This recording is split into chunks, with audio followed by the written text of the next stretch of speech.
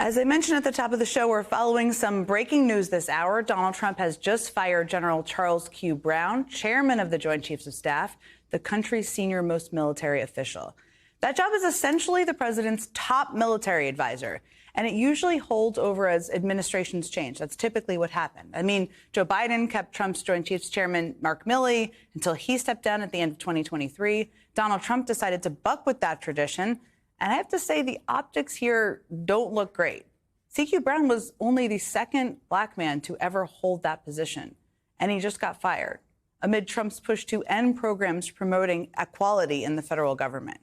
He will be replaced by retired three-star Air Force Lieutenant General Dan Kane. Courtney Kube is a senior NBC News correspondent covering national security and the Pentagon. Few people know more about what happens in that building than Courtney. Courtney, what we know at this point is limited amounts of reporting. There's obviously the Truth Social post from Donald Trump where he announces he's planning to nominate Air Force Lieutenant General Kane. I want to talk to you about that. But first, let me start by just asking you, what do we know about how he fired CQ Brown? Did he call him? Is there anything more we've learned about how this took place today? Yeah, we know nothing about that, frankly. Now, we know CQ Brown was traveling. He had a trip to the border planned for today, and then he was supposed to travel on a little bit more domestically. So we know that trip went on, but beyond that, we just don't know. Look, here's the reality. We were expecting this to happen yesterday or today, so this isn't a huge surprise. We've been talking about the possibility of Lieutenant General Kane to replace the chairman. And just given the pattern of how this has been, the administration has been carrying out these sorts of things, we were all sort of expecting this to be on a Friday night. That being said, what we've gotten here are statements with no additional context to exactly what happened here. So we're still working through the details. This is all just breaking, and we've just gotten another statement actually from Secretary of Defense Pete Hegseth laying out some additional people who were fired here as well tonight.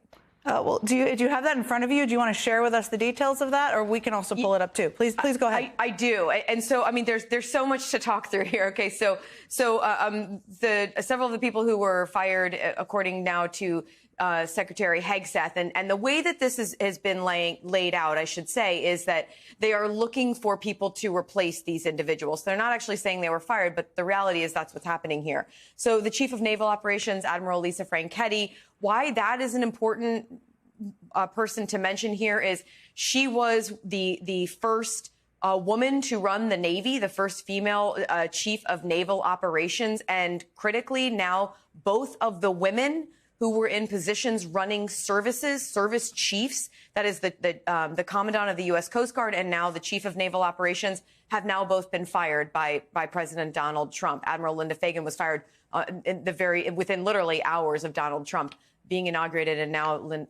Lisa Franchetti. In addition to that, the Air Force Vice Chief of Staff, James Slife, also named tonight as being fired.